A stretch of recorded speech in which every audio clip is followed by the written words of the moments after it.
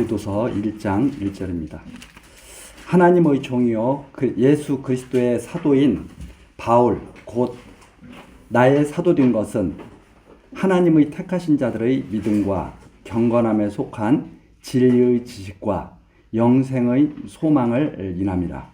이 영생은 거짓이 없으신 하나님이 영원한 때 전부터 약속하신 것인데 자기 때에 자기의 말씀을 전도로 나타내셨으니 이 전도는 우리 구주 하나님의 명대로 내게 맡기신 것이라.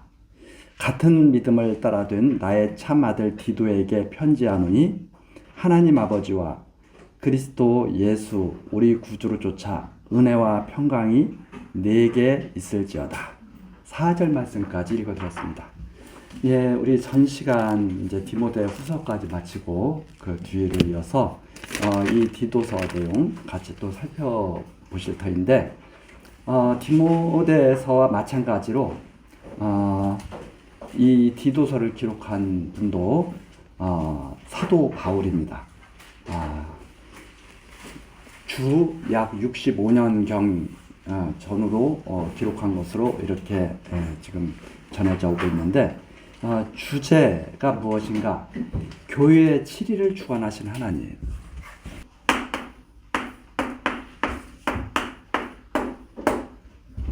네. 교회를 누가 다스리시는가? 교회를 누가 다스리시는가? 하나님께서 교회를 다스리고 계신다는 것을 지금 성령께서 사도 바울을 통해서 디도에게 편지를 보냄으로 해서 보여주시는 거죠. 그러니까 단순히 디모데가 디도에게 교회는 이렇게 다스려야 된다. 이렇게 교회를 세워야 된다.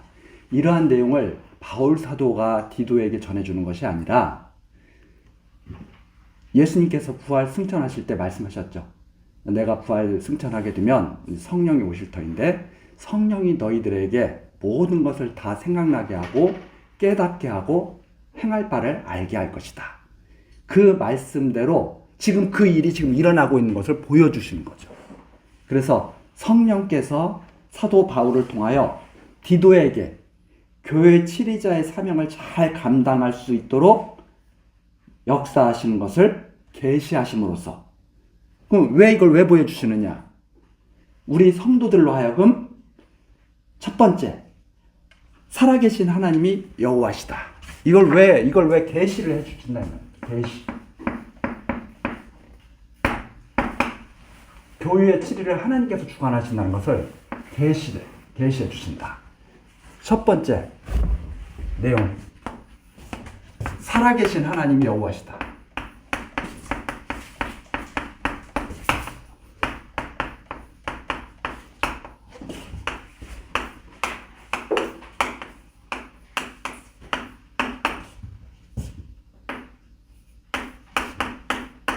살아계신 하나님이 여호와시는 것을 믿게 하시고, 그리고 두 번째, 이 여호와께서 언약하신 대로 그리스도가 오셨는데 이 그리스도께서 부활하셨죠. 그래서 부활하신 그리스도가, 부활하신 예수님이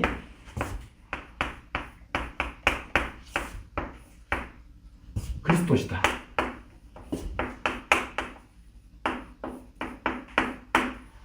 이것을 믿게 하시고 기록한 것이다. 이 기록 목적.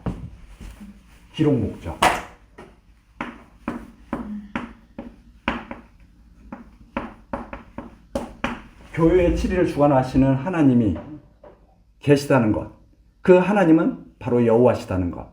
그리고 그 여호와께서 언약하신 말씀대로 그리스도가 이 땅에 오셨는데 부활하신 예수가 바로 그리스도라는 사실을 성도들로 하여금 믿게 하시려는 것이 기록 목적이 되겠다. 이렇게 정리를 할 수가 있습니다. 그래서 이 기록 목적을 가지고 이 내용을 우리가 살펴보면 첫 번째, 사도의 사명과 축원. 맨 처음에 바울 사도의 사명과 축원에 대해서 밝혀주는 것이 디도서 1장 1절서부터 4절까지 내용이고요. 그 다음에 이제 주 내용이죠. 디도가 어떤 사명을 받았는가? 디도의 사명에 대해서 밝혀주는 것이 1장 5절서부터 3장 11절까지 나와 있습니다. 그리고 마지막으로 성도의 교제 문안과 축복이 바로 3장 12절서부터 15절까지. 그래서 첫인사, 그 다음에 하고자 하는 본문의 내용, 그 다음에 마지막 인사, 이렇게 크게 세 부분으로 우리가 내용을 살펴볼 수가 있습니다. 그래서 첫 번째 우리 내용, 디도서 1장 1절서부터 4절까지 내용. 바울이 참 아들 된 디도에게 사도의 사명을 밝혀주면서 축원해주는 그런 내용입니다. 같이 한번 살펴보도록 하겠습니다. 하나님의 종이요, 예수 그리스도의 사도인 바울. 살아계신 하나님의 종. 살아계신 하나님의 종이고, 예수 그리스도, 예수가 바로 부활하신 예수가 그리스도이신데, 그리스도의 사도, 그리스도께서 특별히 택하셔서 복음을 맡기신 그 사도인 바울. 하나님의 종이요. 우리가 이 종이라고 하는 이 말씀 속에서 항상 잊지 말아야 될 것이 무엇인가면, 종은 자기 마음대로 사는 사람이 아닙니다. 주인의 뜻에 따라서 사는 사람이 종이죠.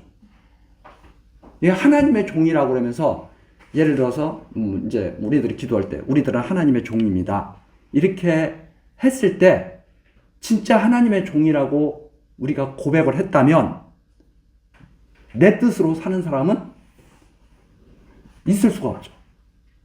종이라고 하는 것은 주인이 이리 가라 하면 이리 가고 저리 가라 하면 저리 가는 것이 종입니다. 그래서 이 예수님께서 이렇게 활동하실 때도 그러잖아요. 백부장이, 내 부하도 내가 이리 가라고 하면 이리 가고 저리 가라고 하면 저리 가는데 주께서 명하시기만 하십시오. 주께서 명하시기만 하면 되지, 어떻게 주께서 직접 오시고 가시고 그렇게 하십니까? 이렇게 고백하는 내용을 듣고, 야, 참 어떻게 이런 믿음을 가질 수가 있는가 하고 예수님께서 칭찬하신 그런 내용이 복음서에도 담겨 있죠. 그러니까 정말 하나님의 종이라고 우리가 생각한다면 점점 내 뜻은 없어져야 되죠. 바울 사도도 마찬가지입니다. 하나님의 종이다 나는. 예수 그리스도의 사도가 됐다. 사도 바울의 일을 하기 위해서 그렇게 된 것이 아니다 이 말입니다. 하나님의 일을 하기 위해서 사도 바울이 종이 된 거죠. 그렇다면 하나님의 뜻에 따라서 일을 하고 살아가야 되죠. 그것이 무엇인가? 택하신 자들의 믿음을 위해서, 경건함에 속한 진리의 지식을 전하기 위해서, 하나님을 경외하는 지식, 올바른 신지식을 전해줌으로 말미암아서 경건한 삶을 살도록, 하나님을 바르게 우리가 이해해 나갈 때 경건한 삶이 사실은 이루어지게 된 거죠. 하나님을 잘못 알고 있는데 어떻게 경건한 삶이 살겠어요? 예를 들어서 종이라고 그러면서 주인 노릇 하려고 그러는데 어떻게 경건이 되겠어요? 그래서 하나님이 택하신 자들의 믿음을 위해서, 하나님이 택하신 자들이 경건함에 속한 진리의 지식을 갖도록 하기 위해서, 그리고 영생의 소망, 이것들을 받아들임으로써 하나님께서 약속하신 생명에 대한, 영생에 대한 소망을 갖도록 가르치기 위해서 내가 사도가 된 것이다 이 말입니다. 그러니까 하나님의 사도가 됐다고 하는 것은 자기의 이상을 가르치는 것이 하나님의 사도가 아니죠. 자기의 뜻을 가르치는 것은 하나님을 대적하는 거죠. 성경에 나와 있는 대로 그대로 하나님의 뜻을 변함없이 어제나 오늘이나 내일이나 변함없이 전해주는 것, 이것이 바로 종된 자의 모습이고 그것이 사도의 모습이었다 영생의 소망, 영생의 소망을 갖도록 살도록 하기 위해서. 누가? 하나님의 택하신 자들이. 자, 이 영생은, 영원한 생명에 대한 하나님의 약속은 거짓이 없으신 하나님은 거짓이 없으시다. 하나님은 거짓이 없으시다. 그러면 말씀하신 그대로 다 이루시는 분이죠. 영원한 때 전부터 약속하신 것인데, 이건 언제 약속된 것인가? 영원한 때 전부터. 이게 사람이 태어난 다음에 사람이 하는 것을 보고 내가 너에게 영생을 줘야 되겠다, 이렇게 약속하신 것이 아니라 처음부터, 영원한 때 전부터 하나님이 내가 그리스도를 보내고 그리스도를 통해서 영생을 주시기로 약속된 이 자들이 있다. 그 자들에게 영원 때부터 벌써 약속하신 것이다 하는 말입니다. 그런데 그것을 영원한 때부터 약속하신 것인데, 영생, 그리스도로 인한 생명이죠. 영생. 그런데 3절, 자기 때, 하나님께서 스스로 정하신 때죠. 무슨 사람과 서로 언약을 맺은 때가 아니라 당신이 정하신 때, 자기 때에 자기의 말씀으로, 하나님의 말씀으로 전도로 나타내셨으니, 이 전도는 우리 구주 하나님의 명대로 내게 맡기신 것이라. 바로 예수님이 바로 살아계신 하나님이에요. 살아계신 하나님 여호와신데, 여호와께서 언약하신 대로 하나님의 아들을 이 땅에 보내신 거예요. 이분이 바로 하나님이다. 그래서 우리 구주 하나님.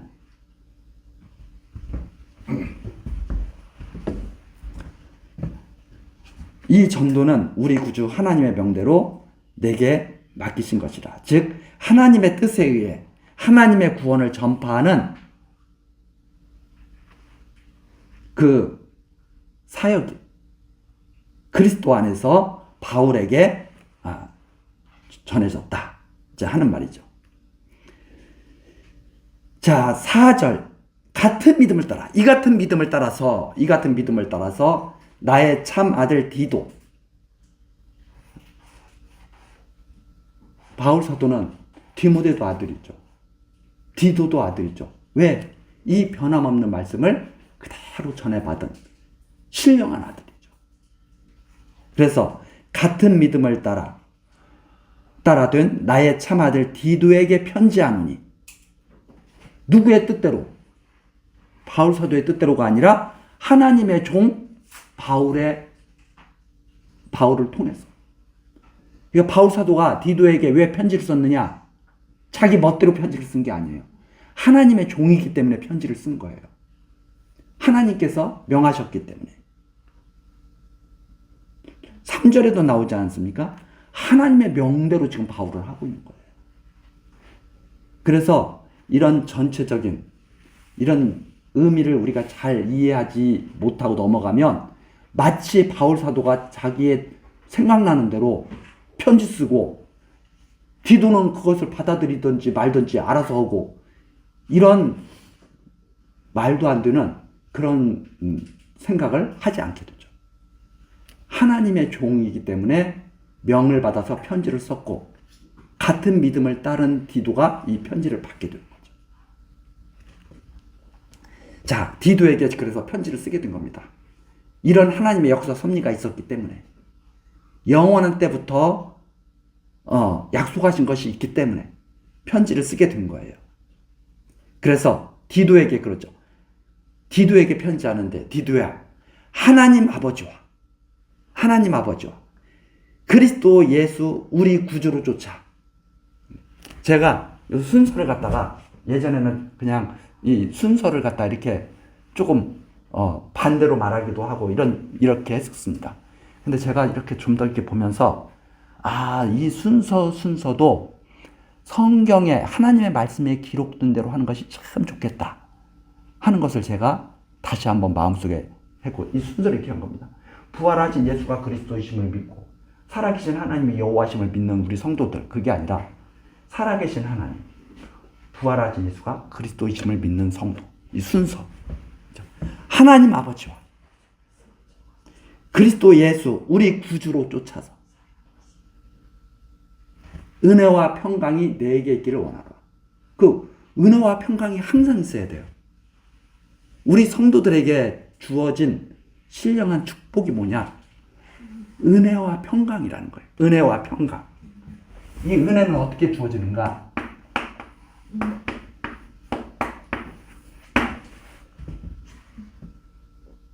우리 성도들에게는 모든 삶 자체가 은혜입니다.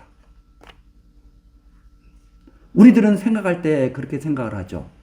내가 원하는 것이 나타나면 은혜고, 내가 원하는 것이 나타나지 않으면 은혜가 아니다. 예를 들어서 제가 감기 걸렸어요.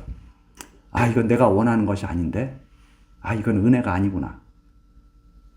그게 아니고 우리의 삶 모든 것을 다 받아들여요.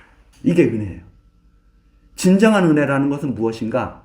하나님이 우리에게 주시는 것을 다 받는 거예요.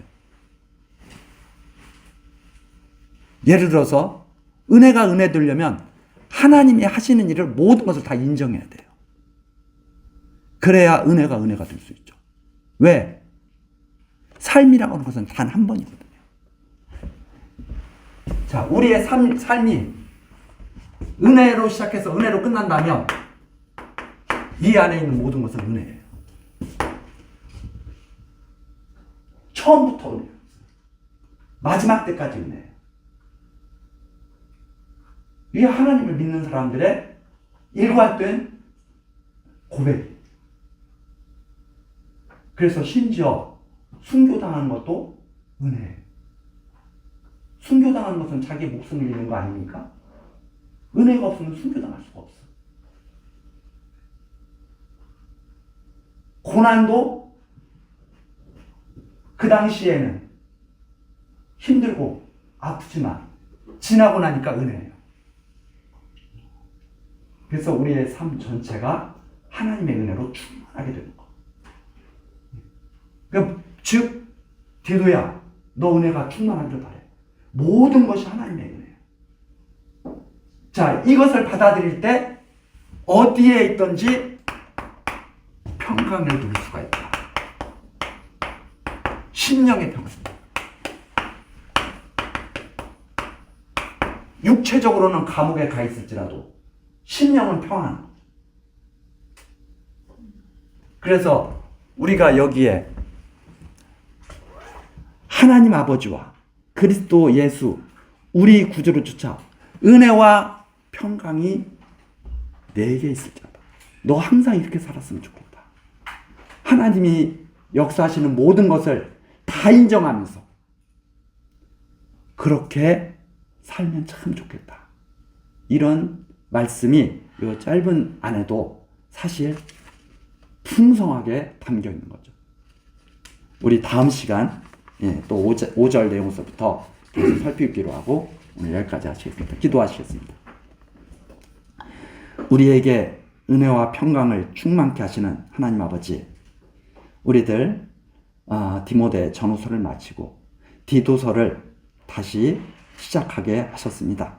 하나님, 성령께서 바울 사도를 통하여 전해주신 이 말씀, 우리들 사람의 뜻으로 쓰인 책이 아니라 하나님의 역사하신 가운데서 성도들에게 주신 진리의 말씀임을 깊이 인식하고 이 말씀 한 구절 한 구절 마음속에 새기며 하나님을 경외하는 경건한 믿음의 삶이 이루어지게 하옵소서. 하나님께서 시작하신 일 마칠 때까지 함께 하시며 지켜주실 것을 믿고 소원하오며 예수 그리스도의 이름으로 기도드리옵나이다. 아멘.